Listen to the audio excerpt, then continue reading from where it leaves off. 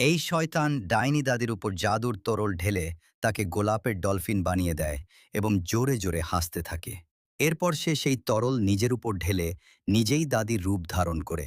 ডাইনি দাদিকে সমুদ্রের তীরে নিয়ে যায় এবং তাকে সমুদ্রে ফেলে দিয়ে জোরে জোরে হাসতে থাকে। বাড়িতে এসে সে দাদির মতো মেকআপ করে এবং আনন্দে নাচতে থাকে।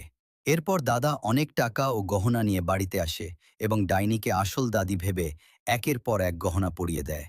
এরপর ডাইনিকে নিয়ে রেস্টুরেন্টে খেতে যায়। এদিকে দাদিকে একটি বিশাল বড় ডলফিন তাড়া করে। এই দৃশ্য দেখে মৎস্যকন্যা দ্রুত দৌড়ে এসে ডলফিনের সঙ্গে লড়াই করে দাদিকে বাঁচায়। এরপর মৎস্যকন্যা দাদির উপর জাদুকরি তরল ঢেলে তাকে আবার তার আসল রূপে ফিরিয়ে দেয়।